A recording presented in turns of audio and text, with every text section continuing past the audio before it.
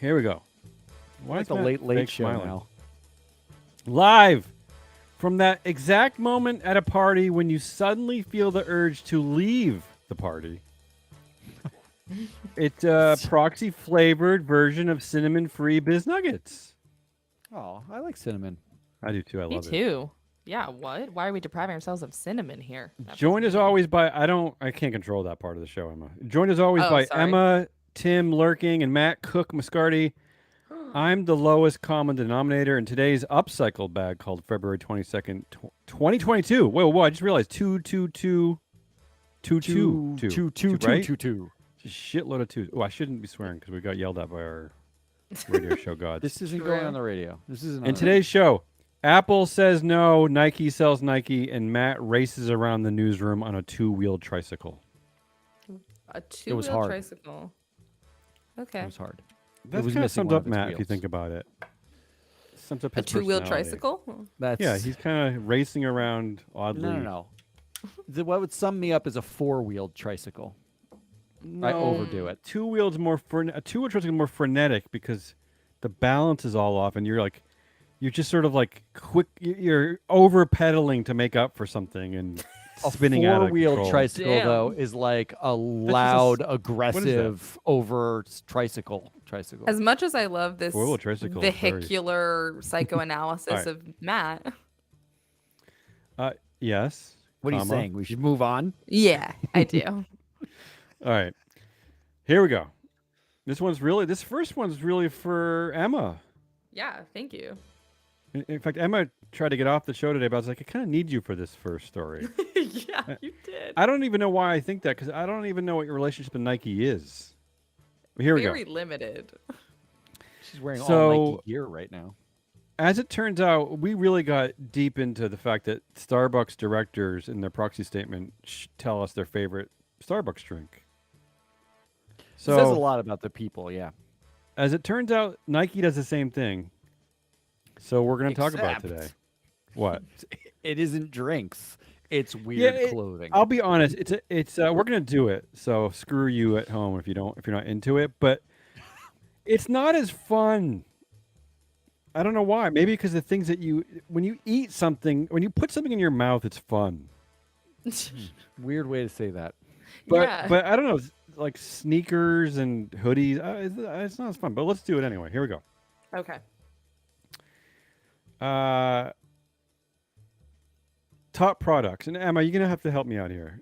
By Okay. far, the top product is the. Okay, there are 12 directors, and they picked 27 products. Okay, got it. Okay. Okay. By far, the winner here is the React series. You know anything about the React?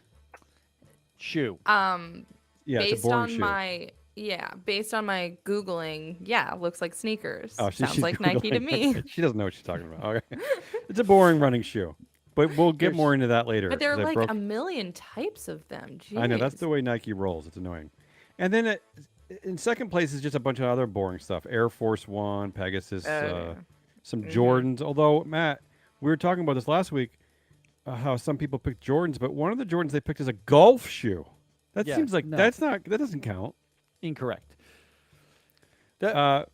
The thing that's a problem about this is these are not customizable things in the way that a Starbucks drink is. So you get to Yeah. learn something about someone's personality. This just feels like you all like some pair of shoes. Like I can't even tell the difference between the shoes. There's a million shoes. It's just But shoes. some That's of these why- are interesting. Yeah. This is why I decided to give it a good old fashioned ESG shakedown. Let's break it down. Let's see if we Yeah, can learn shake something. me. Let's Okay. do the because I know MSCI is jealous because they wish they had done this with the Nike products the directors chose, but we're going to do it instead. Yeah. Here we go. are. So let's start with leadership. So at Nike there are 4 super directors. Super. That's the CEO, the founder's son, Yeah. the Oh, lead right. director, who of course is Tim Cook, and the former CEO, who's now the executive chair. Aren't those called mega directors? They're mega. Mega directors. Yeah, we need a name for those. But these are the only directors that really count. Let's be Megs. honest. This is 33% of the board. This is the only part of the board that matters. I mean, this is like a powerful group. They got 50% running, 25% golf, 25% fashion. Whoa, fashion. Okay. Matt's waiting to wake up. So I don't know if we learned a lot there. So let's move on. Here's where it gets a little bit interesting. Okay, let's just break it down by gender. There are 4 women on the board. That is 33% of the board. Women on average picked 3.5 products, and men on average picked 1.6 products. So what can we learn here? Men don't shop at Nike except for shoes. But doesn't this show me that on retail companies that we should have at least half women on the board? If they're the ones who are buying more, right? They pick over double the products. They have more favorite Nike products than the men by more than double. Okay, I have an alternative. Yes, I have an help me out, alternative Emma. theory about this Yeah. though. I'll do So it. if it were me and I was, God forbid, a director of the Greatest thing and ever. You listening, Nike? Yeah, I wish. Listening, Carl? I can. And I know, Emma, no offense, but when you become a Nike director, I bet you do become friends with Tim Cook. Yeah, you do. How You love that dare guy. you. You love him. If I were a director and I received an email from whoever is putting this together and is like, okay, for the proxy, we are going to ask to make this more personable, to make this more likable. Please give us some of your favorite Nike products. For me, I would be like, oh, I'm going to do my homework and get my little gold star. So I'm going to give them as many products as possible. And my guess is that the men are going to be like, Well, here's my favorite product and a half, and I'm going to give them 8 options to choose from. And that just works. in case, like, we haven't been promoting this product enough, so I'm going to say this, and maybe that'll have an, that's Emma, my conspiracy theory about You're it. proving once again that the women on these boards do more work, are more qualified, right? Like you're proving what I just said basically is that we need more of you on Nike boards because women are bringing something because they're probably shocked they're there in the first place, so they're going to work at it. Right? Not even shocked. They're just like, I had to overdo it my entire career to get here. Why am I going to stop overdoing it now? Immediately, my first reaction was, what percentage of the men actually don't know what Nike sells? Agreed. That as well. Yeah, no, I'm with you because as I said with my super directors, the mega directors, they're all men, they're all white men. They didn't pick a lot of products. On average, they picked less than 2 products, so they don't know what's going on. It's also not very masculine to like shop a lot. So if they put too many, they might get their man card taken away. God forbid. But but you're proving my point how crazy Nike is because this is a place where you shop. So why the hell aren't they shopping more? Why don't they know what's going on? Why aren't they picking a lot of stuff? Why are they just picking a boring running shoe? What's going on here? Don't be mad at me. I'm why you need supporting your diversity theory right on now. boards. It's just proving my point. Okay, let's get to the type of products picked because this is a gloriously uninteresting train wreck of This is the of least an analysis. interested I've ever been. Let's go. So there's only 4 types of things that they pick from: basketball, and this is where it gets a little interesting: basketball, fashion, golf, and running. By far, running, 44% of the products were running. Yeah, and then, sure. And then 37% were fashion. So just a bunch of boring stuff. But basketball, only three of the products were basketball, and all of those were picked by black directors. No white people picked. But here's where I'm confused because I thought Nike was known for basketball shoes. I don't know what's going on. So that's what I'm saying. Why aren't there more black people on the board? Where are the black people and women on the board of Nike? Why is it dominated by boring white people who pick golf stuff and running stuff? What's going on? I'm a little bit glad that we psychoanalyzed my vehicular choices before this because it's basically the same thing that you're doing right now. I was about to say, this feels like a diversity on boards rant disguised as psychoanalysis of their Nike product choices. But help me out, Emma. How could only 3 of the products be chosen to be basketball sneakers? How's that possible? This is Nike. Because the white male directors, first of all, I'm white. do not. Yeah. But do you think that Tim Cook is running around going to play pickup with his friends? These have to be products they realistically use. Tim Cook is more realistically on a golf course making, deals to end all democracy. Whatever. Not wearing shorts, for sure. No, well, look, he's not wearing basketball shoes. Well, now officially, the anecdote about golf is backed up by the data because, as I said, 100% of the golf products were picked by white men. So, of course, if I'm officially allowed to make fun of old white director dudes playing golf now because it's in the data. The data. Okay. It's There are 2 still directors. golf clubs that women are not allowed to set foot in. Of course, the women aren't choosing golf shit. I also say this that 83% of the running shoes were picked by white people, which makes sense. 80% of the fashion products were picked by women, and that's about it. I don't know what to say. I tried really hard. I got some good numbers here. I tried really hard, but You really I think did. I think it somehow proves something. I'm not sure what it proves. Something somewhere is proven. Can we move on to Yeah. some real news now? Are we done with the fake news? I kind of want to linger here, but I feel like you guys aren't giving me any love. No one I wants to don't talk want to about. be lumped into that. I am doing my best. Yeah, I You don't want to back talk you about up. Nike space to prop hippie, up or a you want to failed talk about? segment. Yeah, that's my job. You're right though. It doesn't have the same. And okay, before we move on, I think Matt, you will agree with this, is that we want every company to do this. Yes. First of all, I applaud 100%. Starbucks for being an innovator, and I applaud Nike for joining this. This is just like when companies finally release their diversity data or their pay ratio data, and then other companies start to join. Everybody, please start doing this. I want to hear all your directors' weird fetishes, what they buy, Yes. everything. Yes. I want to know SEC, get on board. You're the Unilever Mandate directors. this. Which diaper brand of Yes. Unilevers do you buy? I want to know the Clorox at Procter and Gamble or whoever. I want to know all of Yes. it. That I 100% agree with. It's pretty sad that stating your favorites of stuff qualifies as innovation. Well, look, Emma, we at the heart of we are just like sad number crunchers. We need more numbers to crunch. We need more. That's I need so to know true. more. I need to know more. And I have a feeling. Yeah. I have a feeling that some numbers are about to be crunched real good in Matt's segment. Okay. Let That's me your way tell of you saying something. move off to this board. Yeah. and Yeah, it is. Okay. If Emma, if you found out that a director favored Tabasco over Frank's Red Hot, you'd immediately have a reaction. Really? Yeah, I can positive. see That's that correct, sounds I similar think. to me. I That actually is Similar to me. totally false. Frank's over Tabasco. Moving on to incorrect. real news. Moving on Right. to real news. Some Take it real over, news to Matt. cover.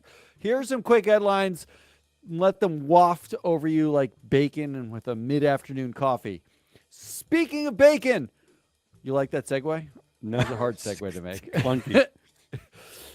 McDonald's pig policy fight escalates with board nominations is the headline. Pig escalation headlines. We don't get those Yeah, very what's often. happening? Last week, as we covered, Carl Icahn is going activist ham on McDonald's because his daughter was ignored by McDonald's about pig crates, and she's very annoyed about it. His daughter apparently less annoyed about sexual harassment, as Daddy did not start an activist campaign around the existing patina of cronyism that led to ex-CEO Steve Easterbrook's sexy time escapades and the company's long history of employee complaints and sexual and racial harassment, yada, yada, yada. Not interesting. Yesterday, ICANN announced his nominees because of the pig crate gestation problem. I can announce this officially today. We officially have our first pure ESG candidate ever.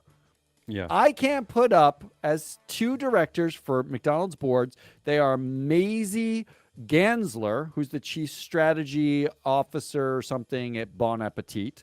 Ostensibly, she got nominated because pigs are actually delicious, but also possibly because she has done some work on humane treatment of animals and stuff. Yeah. That's a good point. Like, you notice how the daughter's not fighting the fact that we're eating pigs, just how they're stored before we eat them? I know. I don't know. What kind of activism is this, really? Then you go to Bon Appetit's website, and on the front page is a pork roast.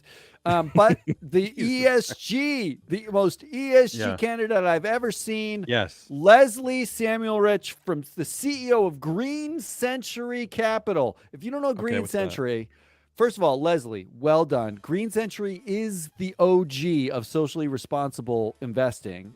They're one of the oldest little mutual funds.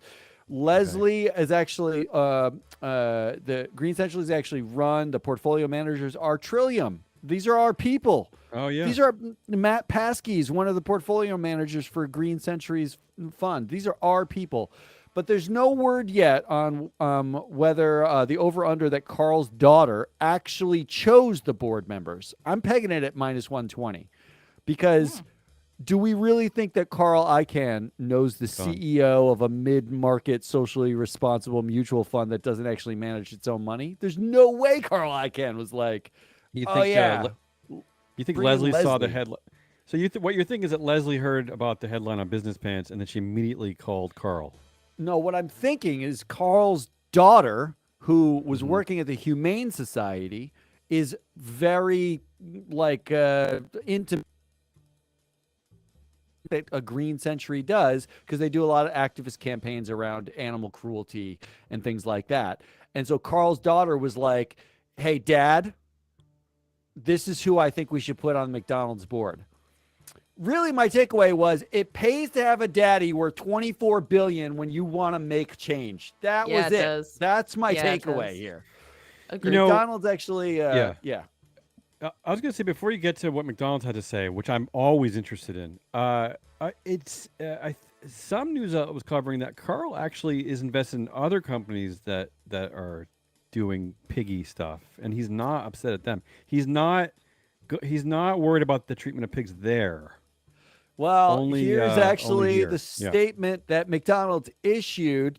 First of all, it was a long statement. They defend their record on pork crates and pigs and piggy things, but they also dropped the mic on Icahn's hypocrisy. Quote, Gone. Mr. Icahn, who states that he holds 200 shares of McDonald's stock, is the majority owner here we go. of this case, a company that produces and supplies packaging for the pork and poultry industry. Gross. It's noteworthy that Mr. Icahn has not publicly called on Viscase to adopt commitments similar to those of McDonald's 2012 commitment.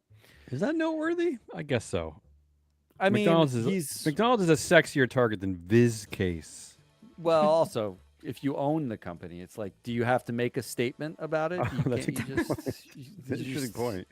That would be Why a would you great say icon versus icon. Like he fights himself. I like this. Activist Whoa. against himself.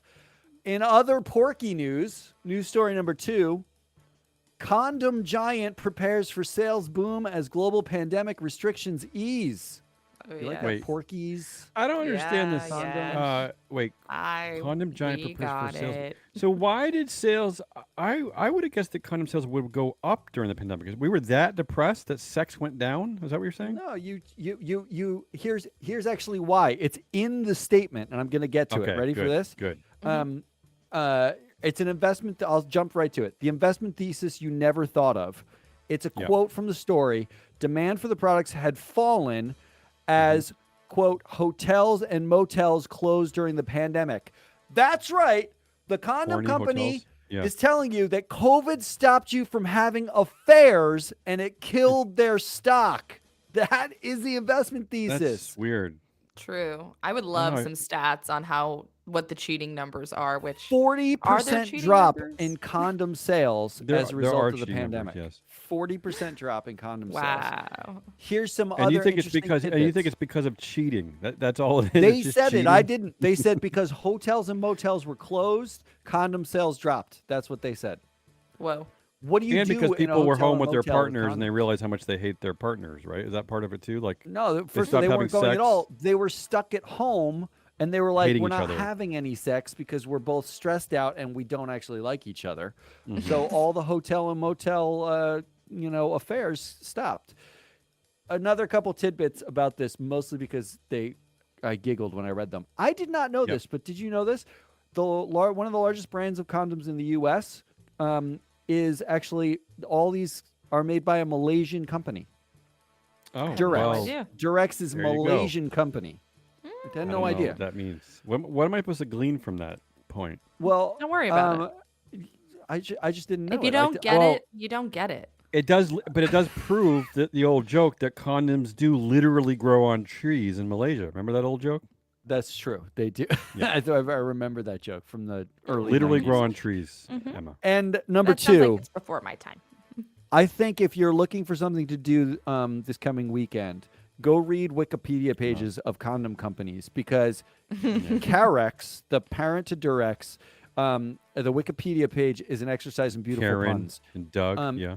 Here's from their Wikipedia page. In 2014, Carex bought another condom producer, Global Protection Corp.